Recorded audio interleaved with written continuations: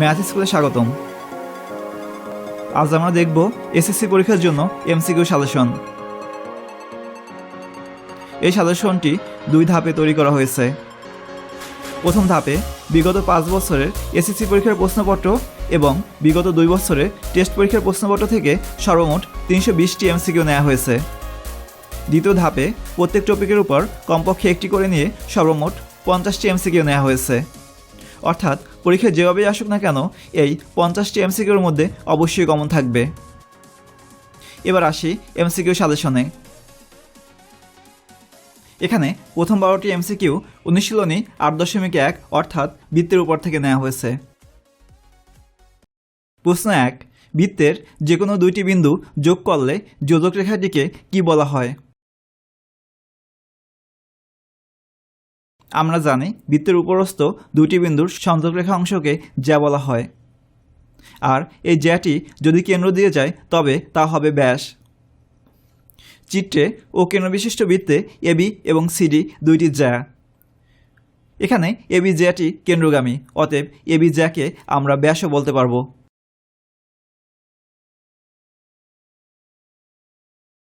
প্রশ্ন 2, নিচের কোনটি বৃত্তের বৃহত্তম জ্যা?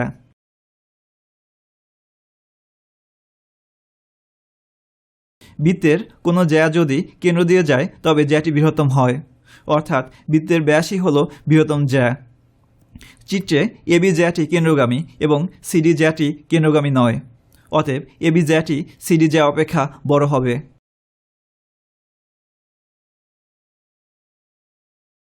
প্রশ্ন 3, কোনো বৃত্তে এবি ব্যাস এবং সিডি ব্যাসভিন্ন জ্যা হলে কোনটি সত্য?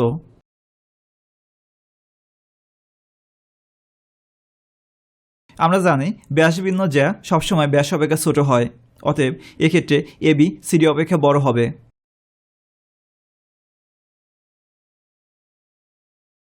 প্রশ্ন 4, কোনো বৃত্তের বৃহত্তম জ্যা 10 সেন্টিমিটার, ওই বৃত্তের ব্যাসার্ধ কত সেন্টিমিটার?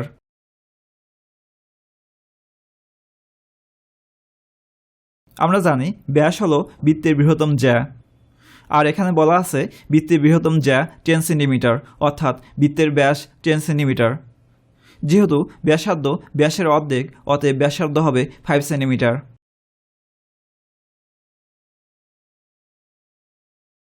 প্রশ্ন 5, বৃত্তের কেন্দ্র ও থেকে এবি এবং সিডি সমান জ্যাদ্বয়ের দূরত্ব যথাক্রমে ওই এবং ওএফ হলে নিচের কোনটি সঠিক?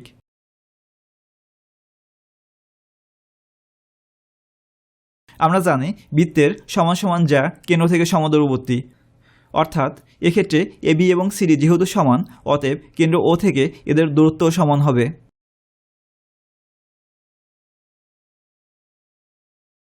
প্রশ্ন 6, চিত্রে এবি এর দৈর্ঘ্য কত সেন্টিমিটার?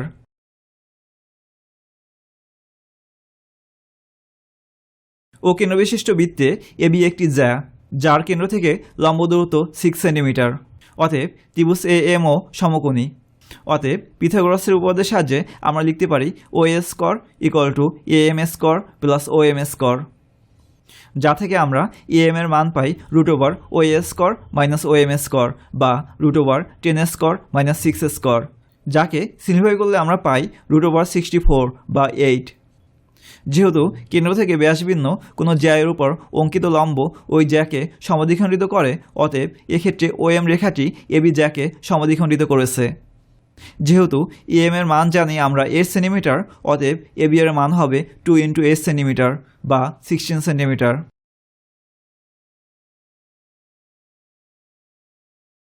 প্রশ্ন 7,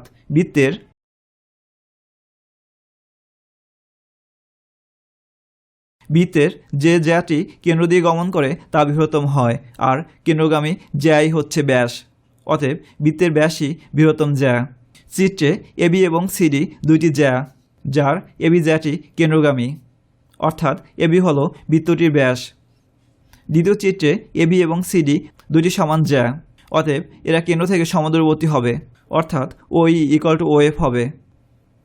আবার তৃতীয় চিত্রে এবি এবং সিডি জ্যা 2টি কেন্দ্র থেকে সমান দূরে অবস্থিত, অতএব এই জ্যা 2টি সমান হবে, অর্থাৎ এবি ইকুয়াল টু সিডি হবে।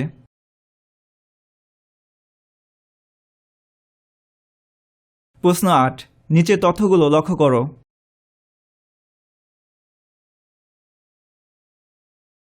ও কেন্দ্রবিশিষ্ট বৃত্তে এবি একটি জ্যা।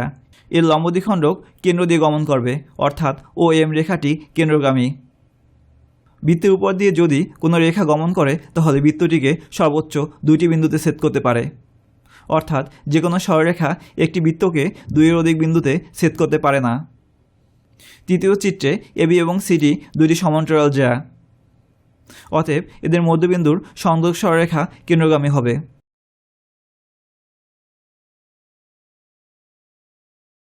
নিচের তথ্যের আলোকে 9 ও 10 নং প্রশ্নের উত্তর দাও। ও কেন্দ্রবিশিষ্ট এবিসি বৃত্তে এবি ব্যাসভিন্ন জ্যা। এম হল এবি এর মধ্যবিন্দু। প্রশ্ন 9, কোণ এ ও এম ইকুয়াল টু 40 ডিগ্রি হলে কোণ ও বি এম ইকুয়াল টু কত?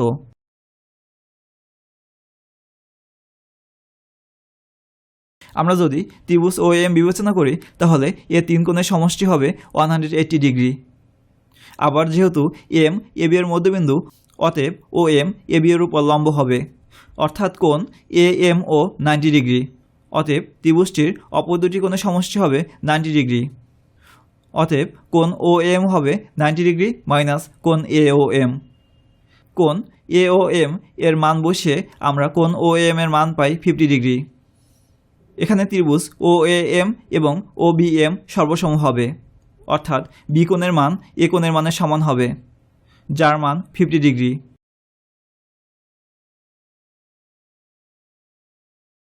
প্রশ্ন 10, O A equal to 5 centimetre, O M equal to 4 centimetre হলে এ বি ইকুয়াল টু কত?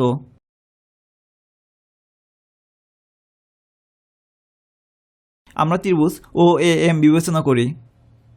যেহেতু এম বিন্দুটি এ বি এর মধ্যবিন্দু, অতএব ও এম এ বি এর উপর লম্ব হবে, যার মানে ত্রিভুজ ও এ এম সমকোণী।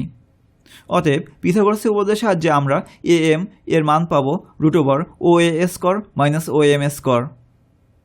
আর এখানে ও এ এর মান 5 এবং ও এম এর মান 4, যা থেকে এ এম এর মান পাই 3 সেন্টিমিটার। যেহেতু এম মধ্যবিন্দু, অতএব এ বি এর মান হবে 2 ইন্টু এ এম বা 2 ইন্টু 3 সেন্টিমিটার, যা থেকে পাই 6 সেন্টিমিটার।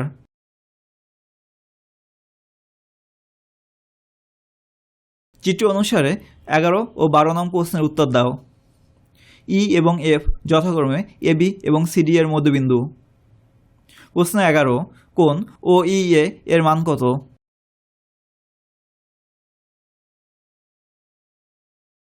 এখানে ই হচ্ছে এ বি এর মধ্যবিন্দু, অতএব ও ই এ বি এর উপর লম্ব হবে, যা থেকে আমরা পাই কোণ ও ই এ এর মান 90 ডিগ্রি।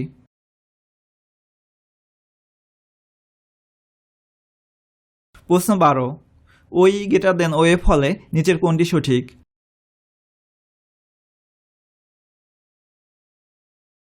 আমরা জানি বৃত্তের দুইটি জ্যায়ের মধ্যে বৃহত্তম জ্যাটি ক্ষুদ্রতর জ্যা অপেক্ষা কেন্দ্রের নিকটতর হয়। এখানে যেহেতু ও ই গ্রেটার দেন ও এফ, অতএব এবি জ্যাটি সিডি জ্যা অপেক্ষা ক্ষুদ্রতর হবে।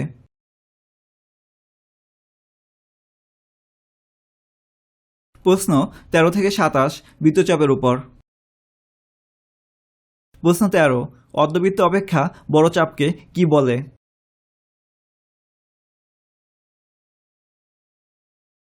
অর্ধবৃত্ত অপেক্ষা বড় চাপকে অধিচাপ বলে।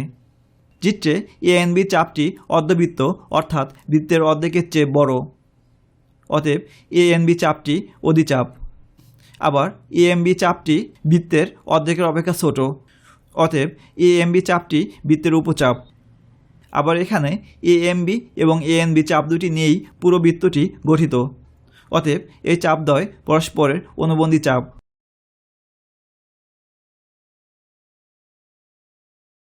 প্রশ্ন 14, কোনো বৃত্তের অধিচাপে অন্তর্লিখিত কোণ নিচের কোনটি?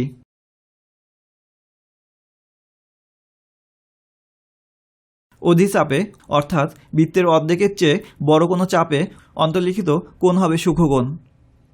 চিত্রে এ এন বি চাপটি অধিচাপ, অতএব কোণ এ এন বি হবে সূক্ষ্মকোণ।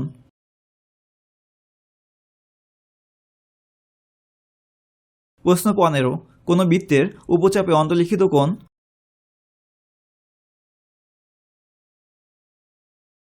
বৃত্তের উপচাপে অর্থাৎ অর্ধবৃত্ত অপেক্ষা ছোট চাপে অন্তর্লিখিত কোণ হবে স্থূলকোণ।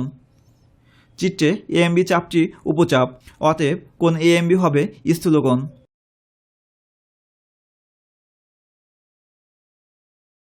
প্রশ্ন 16, অর্ধবৃত্তস্থ কোণের মান কত?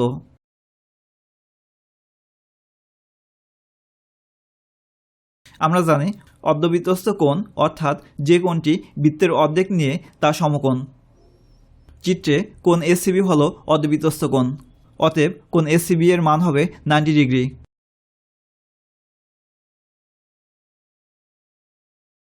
প্রশ্ন 17, একই চাপের উপর দণ্ডায়মান কেন্দ্রস্থ কোণ বৃত্তস্থ কোণের।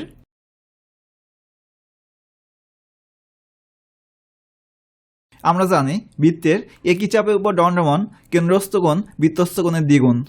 আবার আমরা যদি বিপরীত ক্রমে চিন্তা করি তাহলে হবে বৃত্তস্থ কোণ কেন্দ্রস্থ কোণের অর্ধেক।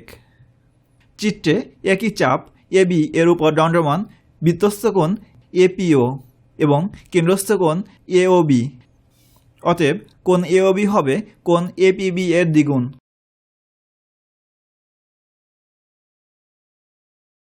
প্রশ্ন 18, একই চাপের উপর দণ্ডায়মান কেন্দ্রস্থ কোণ 45 ডিগ্রি হলে বৃত্তস্থ কোণ কত হবে?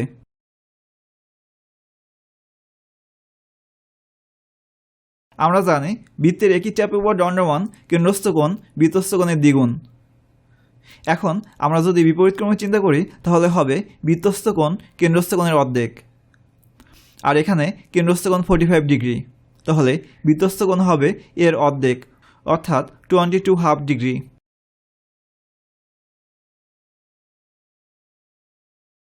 প্রশ্ন 19, চিত্রে কোণ বিওসি = 60 ডিগ্রি হলে কোণ বিডিসি এর মান কত?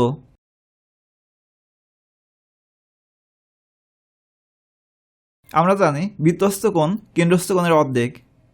এখানে বিসি চাপের উপর দণ্ডায়মান কেন্দ্রস্থ কোণ বিওসি এবং বৃত্তস্থ কোণ বিডিসি, অতএব বিডিসির মান হবে বিওসি এর অর্ধেক অর্থাৎ 30 ডিগ্রি।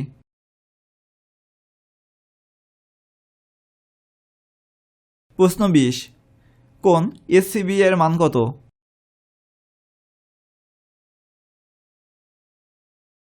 আমরা জানি অর্ধবৃত্তস্থ কোণ বা বৃত্তের অর্ধেক জুড়ে যে কোণ তা এক সমকোণ। এখানে কোণ এসসিবি হল অর্ধবৃত্তস্থ কোণ, অতএব কোণ এসসিবি এর মান হবে এক সমকোণ বা 90 ডিগ্রি।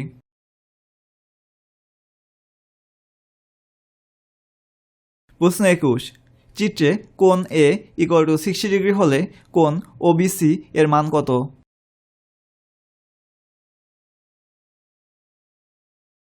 এখানে কোণ ওবিসি এর মান নির্ণয়ের পূর্বে আমাদেরকে কোণ বিওসি এর মান নির্ণয় করতে হবে। এখন বিসি চাপের উপর দণ্ডায়মান বৃত্তস্থ কোণ বিএসি এবং কেন্দ্রস্থ কোণ বিওসি, অতএব কোণ বিওসি এর মান হবে কোণ এ এর দ্বিগুণ অর্থাৎ 120 ডিগ্রি। এখন আমরা যদি বিওসি ত্রিভুজের কথা চিন্তা করি তাহলে এর তিন কোণের সমষ্টি হবে 180 ডিগ্রি এবং কোণ ওবিসি এবং কোণ ওসিবি সমান হবে, অর্থাৎ 2 ইন্টু কোণ ওবিসি এর মান হবে 60 ডিগ্রি, যা থেকে আমরা কোণ ওবিসি এর মান পাই 30 ডিগ্রি।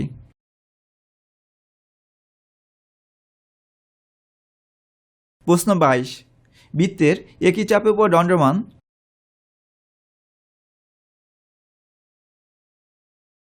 বৃত্তস্থ কোণ কেন্দ্রস্থ কোণের অর্ধেক, যা সঠিক, অর্থাৎ এবি চাপের উপর বৃত্তস্থ কোণ এপিবি হবে কোণ এওবি এর অর্ধেক। শর্ত 2, বৃত্তস্থ কোণগুলো পরস্পর সমান, যা সঠিক, অর্থাৎ এসি চাপের উপর দণ্ডায়মান বৃত্তস্থ কোণ অর্থাৎ কোণ এবিসি ও কোণ এডিসি সমান হবে।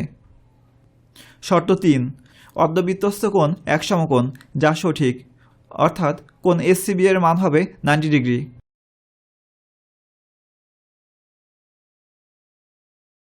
প্রশ্ন 23, চিত্রে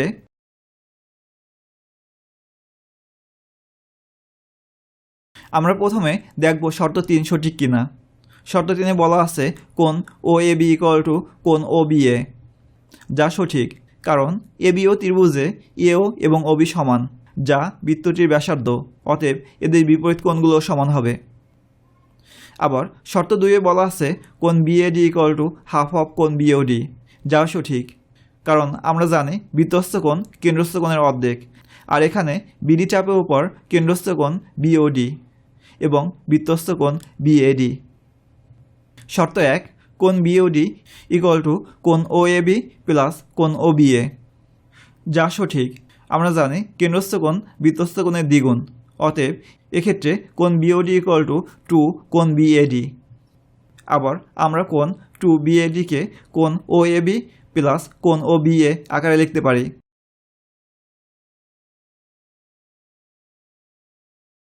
প্রশ্ন 24, চিত্রে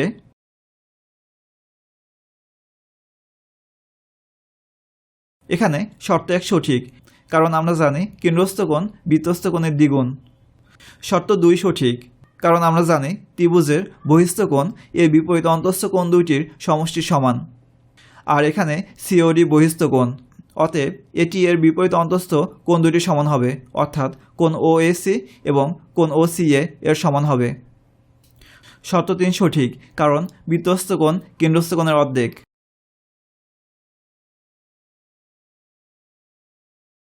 প্রশ্ন 25, চিত্রে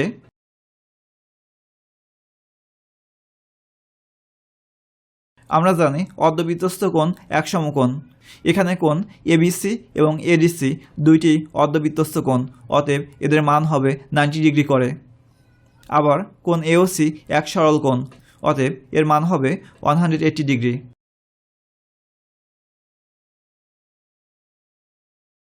নিচে তথ্যের ভিত্তিতে 26 ও 27 নং প্রশ্নের উত্তর দাও।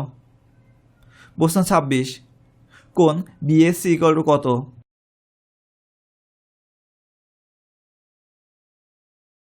এখানে কোণ বিএসসি এর মান নির্ণয়ের জন্য আমাদেরকে প্রথমে এক্স এর মান নির্ণয় করতে হবে। আমরা জানি কেন্দ্রস্থ কোণ বৃত্তস্থ কোণের দ্বিগুণ, অতএব 2 কোণ বিএসসি হবে প্রবৃদ্ধ কোণ বিওসি। এখানে প্রবৃদ্ধ বলার কারণ হচ্ছে কোণ বিএসসি এর মান 180 ডিগ্রির চেয়ে বড়। এখন কোণ বিএসসি এর মান দেয়া আছে x প্লাস 20 ডিগ্রি এবং প্রবৃদ্ধ কোণ বিওসি এর মান দেয়া আছে x প্লাস 120 ডিগ্রি, যা থেকে আমরা পাই 2x plus 40 equal to x plus 120 degree, যা থেকে x এর মান পাই 80 ডিগ্রি। যেহেতু কোণ BSc equal to x plus 20, অতএব কোণ বিএসসি এর মান হবে 80 ডিগ্রি প্লাস 20 ডিগ্রি বা 100 ডিগ্রি।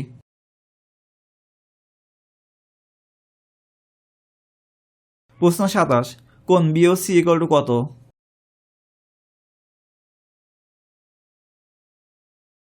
আমরা প্রশ্ন 26-এ কোণ বিএসসি এর মান নির্ণয় করেছি 100 ডিগ্রি, অতএব প্রবৃদ্ধ কোণ বিওসি হবে কোণ বিএসসি এর দ্বিগুণ, অর্থাৎ 200 ডিগ্রি। আবার কোণ বিওসি এবং প্রবৃদ্ধ কোণ বিওসি এর যোগফল হবে 360 ডিগ্রি, যা থেকে আমরা কোণ বিএসসির মান পাই 160 ডিগ্রি।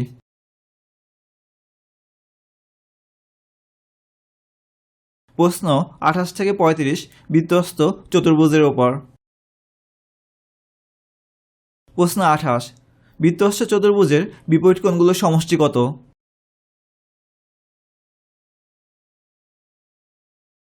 আমরা জানি বৃত্ত অন্তর্লিখিত চতুর্ভুজের বিপরীত কোণ দ্বয়ের সমষ্টি 180 ডিগ্রি।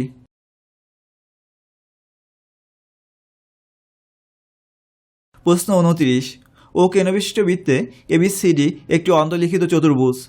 কোণ বি ইকুয়াল টু 135 ডিগ্রি হলে কোণ ডি ইকুয়াল টু কত?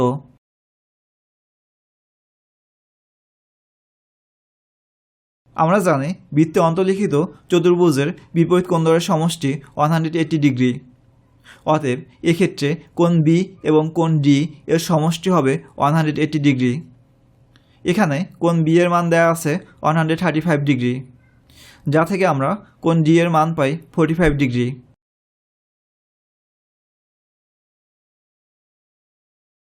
প্রশ্ন 30, এবিসিডি একটি অন্তর্লিখিত চতুর্ভুজ। কোণ বিএডি ইকুয়াল টু 95 ডিগ্রি হলে কোণ বিসিডি ইকুয়াল টু কত?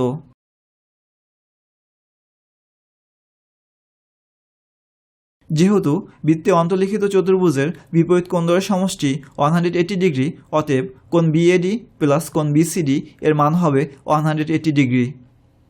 আর এখানে কোণ বিএডি এর মান দেয়া আছে 95 ডিগ্রি, যা থেকে আমরা কোণ বিসিডি এর মান পাই 85 ডিগ্রি।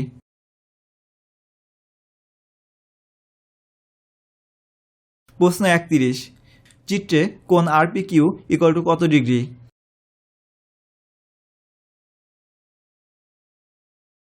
এখানে কোণ আরপিকিউ এর মান নির্ণয়ের জন্য আমাদেরকে প্রথমে কোণ আরএসকিউ এর মান নির্ণয় করতে হবে।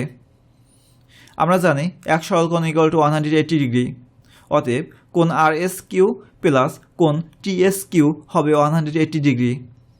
আর এখানে দেয়া আছে কোণ টিএসকিউ ইকুয়াল টু 85 ডিগ্রি, যা থেকে আমরা কোণ আরএসকিউ এর মান পাই 95 ডিগ্রি। আবার বৃত্তে অন্তর্লিখিত চতুর্ভুজের বিপরীত কোণ দ্বয়ের সমষ্টি হয় 180 ডিগ্রি, অতএব কোণ আরএসকিউ প্লাস আরপিকিউ ইকুয়াল টু 180 ডিগ্রি। এখন কোণ আরএসকিউ এর মান 95 ডিগ্রি বসিয়ে আমরা কোণ আরপিকিউ এর মান পাই 85 ডিগ্রি।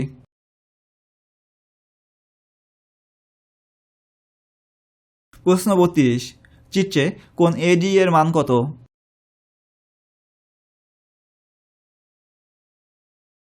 এখানে আমরা প্রথমে এইসি এর মান নির্ণয় করব, এরপরে এইডি এর মান নির্ণয় করব, এরপরে কোণ এডি এর মান নির্ণয় করব। এখানে এবিসিডি বৃত্তে অন্তর্লিখিত চতুর্ভুজ, অতএব কোণ বি প্লাস কোণ এইসি এর মান হবে 180 ডিগ্রি। এখানে কোণ বি এর মান দেওয়া আছে 96 ডিগ্রি, যা থেকে আমরা কোণ এইসি এর মান পাই 84 ডিগ্রি। আবার কোণ এইসি এবং কোণ এইডি নিয়ে এক সরলকোণ হয়। যেহেতু কোণ এইসি এর মান 84 ডিগ্রি, অতএব কোণ এইডি এর মান হবে 180 ডিগ্রি মাইনাস 84 ডিগ্রি, যা থেকে আমরা পাই 96 ডিগ্রি। এখন আমরা ত্রিভুজ এডিই বিবেচনা করব। এর তিন কোণের সমষ্টি হলো 180 ডিগ্রি। আমাদেরকে কোণ এডিই এর মান নির্ণয় করতে হবে, অতএব কোণ এডিই হবে 180 ডিগ্রি মাইনাস বাকি দুটি কোণ, আর বাকি দুটি কোণের মান নির্ণয় করেছি 96 ডিগ্রি ও 20 ডিগ্রি, যা থেকে আমরা কোণ এডিই এর মান পাই 64 ডিগ্রি।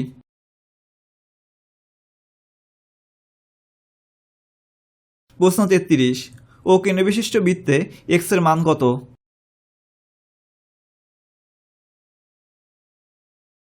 এখানে আমরা কোণ বিওডিকে বিডি চাপের উপর দণ্ডমান কেন্দ্রস্থ কোণ বিবেচনা করি। এখন আমরা একটি বৃত্তস্থ কোণ আঁকব, অর্থাৎ কোণ বিএডি আঁকব।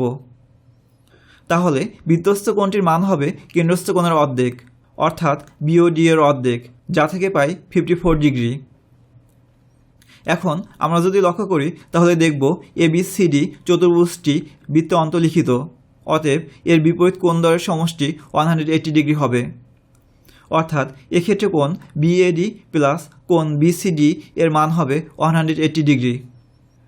যেহেতু বিএডি এর মান নির্ণয় করেছি 54 ডিগ্রি, অতএব কোণ বিসিডি এর মান হবে 126 ডিগ্রি।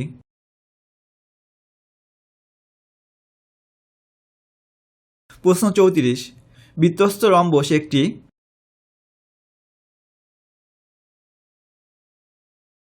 একটি রম্বস যদি বৃত্তে অন্তর্লিখিত হয় তাহলে তাকে বর্গ বলা যায়, কারণ এক্ষেত্রে বিপরীত কোণ দ্বয়ের সমষ্টি 180 ডিগ্রি হয়।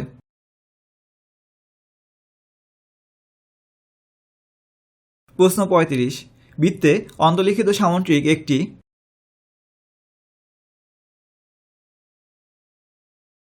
বৃত্তে অন্তর্লিখিত সামুদ্রিককে আয়তক্ষেত্র বলা যায়, কারণ এক্ষেত্রে সামুদ্রিকটির বিপরীত কোণ দ্বয়ের সমষ্টি 180 ডিগ্রি হয়। আর যখন সমষ্টি 180 ডিগ্রি হয় এবং বাহুগুলো সমান্তরাল হয় তখন কোণগুলোর মান 90 ডিগ্রি হয়, অর্থাৎ তখন তা আয়তক্ষেত্র হয়।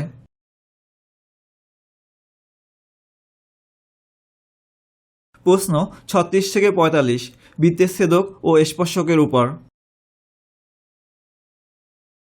প্রশ্ন 36, বৃত্তের ব্যাসের প্রান্তবিন্দুতে লম্ব অঙ্কন করলে তাকে কি বলে?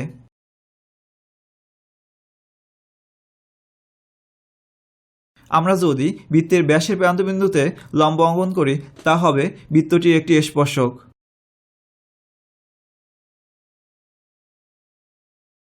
প্রশ্ন 37, বৃত্তের একটি বিন্দুতে কয়টি স্পর্শক আঁকা সম্ভব?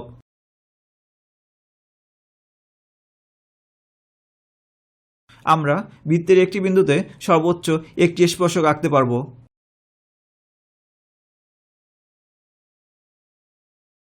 প্রশ্ন 38। বৃত্তের বহিস্থ কোনো বিন্দু থেকে ওই বৃত্তে সর্বাধিক কয়টি স্পর্শক রয়েছে?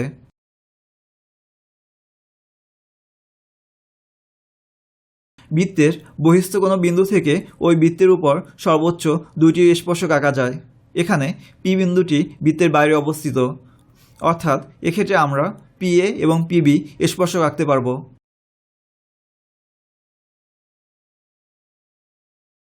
প্রশ্ন 39। দুটি বৃত্তের কয়টি তির্যক সাধারণ স্পর্শক আঁকা যায়?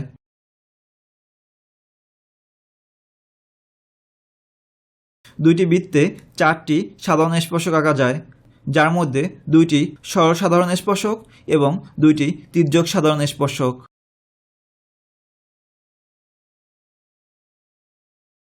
প্রশ্ন 40। দুইটি বৃত্ত পরস্পরকে বহিঃস্পর্শ করলে তাদের মধ্যে সর্বোচ্চ কয়টি সাধারণ স্পর্শক আঁকা যায়?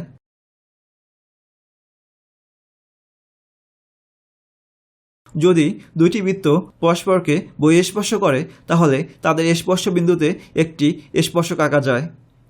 আবার বৃত্ত দুইটি সরলসাধারণ স্পর্শক আঁকা যায়, অর্থাৎ সর্বমোট 3টি স্পর্শক আঁকা যায়।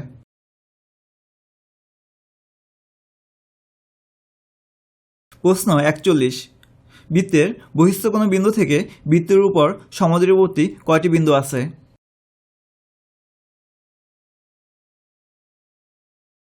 বৃত্তের বহিস্থ কোনো বিন্দু থেকে বৃত্তের উপর সমদ্বিবর্তী বিন্দু 2টি, অর্থাৎ পি বিন্দু থেকে এ বিন্দুর দূরত্ব সম্পন্ন আরও একটি বিন্দু পাওয়া যাবে। এক্ষেত্রে পিএ এবং পিবি সমান।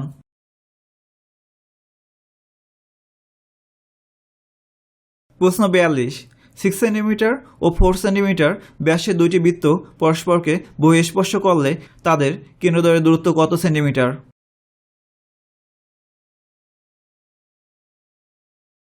এখানে বৃত্তদ্বয়ের ব্যাসার্ধ যথাক্রমে 3 সেন্টিমিটার ও 2 সেন্টিমিটার। বৃত্তদ্বয় যেহেতু বহিস্থভাবে স্পর্শ করেছে, অতএব কেন্দ্রদ্বয়ের দূরত্ব নির্ণয়ের ক্ষেত্রে আমরা ব্যাসার্ধদ্বয়ের যোগফল নির্ণয় করব, অর্থাৎ এক্ষেত্রে কেন্দ্রদ্বয়ের দূরত্ব 3 + 2 সেন্টিমিটার বা 5 সেন্টিমিটার।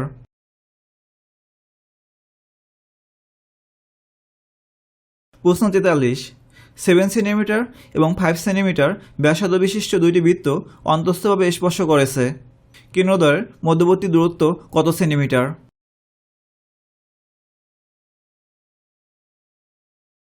এখানে যেহেতু বৃত্তদ্বয় অন্তস্থভাবে স্পর্শ করেছে, অতএব এক্ষেত্রে কেন্দ্রদ্বয়ের দূরত্ব হবে এদের ব্যাসার্ধের পার্থক্য।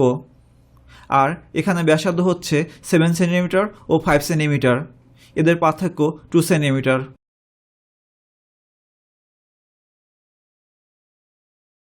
প্রশ্ন 44। ও কেন্দ্রবিশিষ্ট বৃত্তে পিএ ও পিবি দুটি স্পর্শক হলে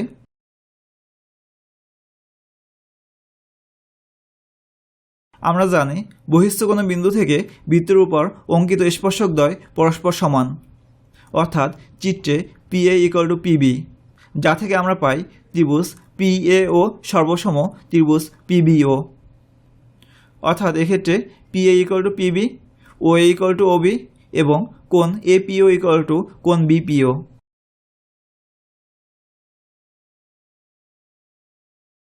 প্রশ্ন 45। চিত্রে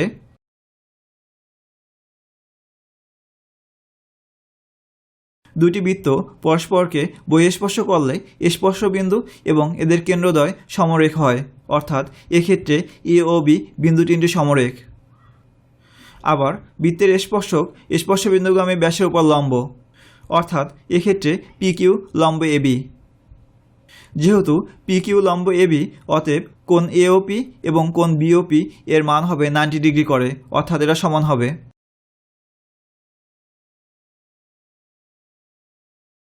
প্রশ্ন 46 থেকে 50 বৃত্ত সম্পর্কিত সম্পদের উপর। প্রশ্ন 46। একটি ত্রিভুজের কয়টি বহির্বৃত্ত আঁকা সম্ভব?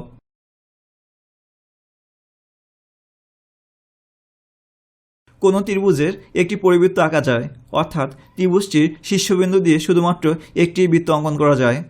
আবার ত্রিভুজের অভ্যন্তরে সব বাহুকে স্পর্শ করে একটি বৃত্ত আঁকা যায়, অর্থাৎ একটি অন্তবৃত্ত আঁকা যায়।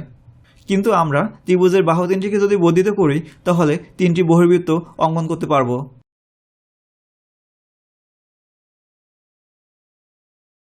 প্রশ্ন 47, সমকোণী ত্রিভুজে পরিবৃত্ত অঙ্কন করলে পরিকেন্দ্র কোথায় অবস্থিত হয়?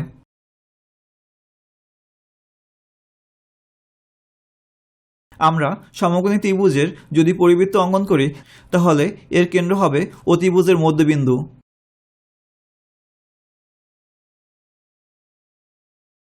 প্রশ্ন 48, সমরেখা নয় এমন সমতলস্থ কয়টি বিন্দু দ্বারা একটি মাত্র বৃত্ত আঁকা যায়?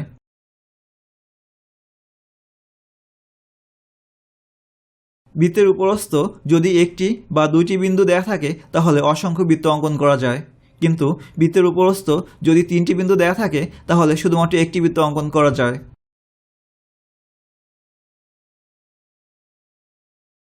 প্রশ্ন 49, কোনো বর্গের পরিবৃত্তের ব্যাস নিচের কোনটির দৈর্ঘ্যের সমান হবে?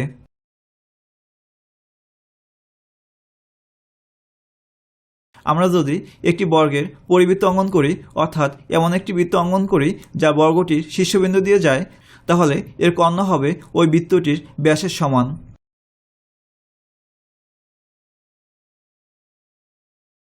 প্রশ্ন 50, এবিসি ত্রিভুজের পরিবৃত্তের কেন্দ্র?